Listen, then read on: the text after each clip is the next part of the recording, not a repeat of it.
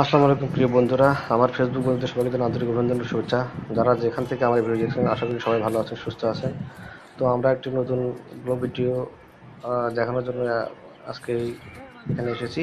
আমার সাথে আরও দুই তিনজন এসেছে এবং আমার সাথে রয়েছে এই মুহূর্তে এই মুহূর্তে আমার সাথে রয়েছে কাউসার, এবং সামনে আরও যাদেরকে দুজন দেখতে পারলেন তারা হচ্ছে একজন প্রকাশ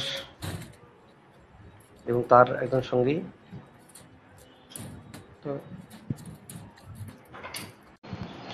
তো আমরা লঞ্চ ভ্রমণ করব, তার আগেই এর চারপাশে কিছু দৃশ্য আপনাদেরকে দেখানোর চেষ্টা করি। আমরা লঞ্চ জার্নি শুরু করার পূর্বে এর আশপাশে কিছু অংশ আপনাদেরকে দেখানোর চেষ্টা করতেছি। দেখতে পাচ্ছেন অনেক পর্যটক এখানে ঘুরতে এসেছেন সপরিবারে।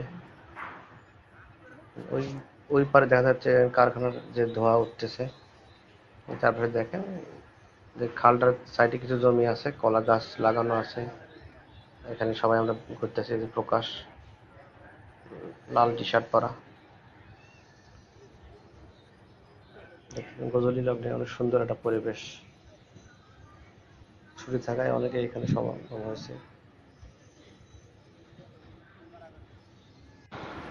এই মুহূর্তে আমাদের লঞ্চ ছেড়ে দিল ইসলামপুর থেকে কাশিমপুরের উদ্দেশ্যে। আপনারা চারপাশে দেখতে পাচ্ছেন শুধু পানি আর পানি। এই পানির মধ্যে দিয়ে বিদ্যুতের খাম্পা চলে গেছে। দেখতে পাচ্ছেন পানি, চারপাশে আরো লঞ্চ চলাফেরা করতেছে। দুটি রুট ভাগ আছে, যাওয়ার সময় ডান পাশে যেতে হয়, আসার সময় বাম দিক দিয়ে আসতে হয়। তো আমরা এখন একটা মোড় ঘুরতেছি, মোড় এখান থেকেই সামনে যাব। দেখতে পাবেন সামনের রাস্তা কত দূর। আসলে দেখতে পাচ্ছেন পাশ দিয়ে লঞ্চ, তৃপ্তি লঞ্চ আসতেছে। আমরা যাচ্ছি এখন কাশিমপুর দিকে, এবং কাশিমপুর থেকে যে লঞ্চটা আসলে এটি এখন ইসলামপুরের উদ্দেশ্যে আসতেছে। সেটা আসলে আমার জীবনের প্রথম লঞ্চ ভ্রমণ। আমি কখনো লঞ্চে উঠি নাই, নৌকে উঠেছি কিন্তু লঞ্চে উঠি নাই। খুব ভালো লাগলো। আসলে আমরা চারজন ঘুরতে এসেছিলাম, ভালো লাগলো, সময়টা সুন্দর কাটলো আমার।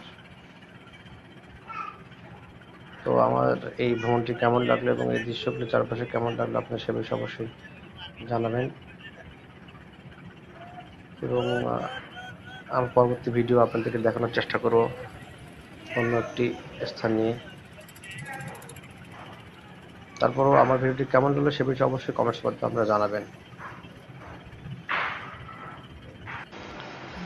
আমরা যে মুহূর্তে কাশিমপুর বাজারে এসে পৌঁছি ততক্ষণে অন্ধকারাচ্ছন্ন হয়েছে, এই জন্য আমাদের বাজারের দৃশ্যটি দেখাতে পারলাম না। তো যারা আমার এই ব্লগটি দেখলেন তাদেরকে অসংখ্য ধন্যবাদ, এবং পরবর্তী ব্লগ পর্যন্ত ভালো থাকবেন, সুস্থ থাকবেন। আল্লাহ হাফেজ।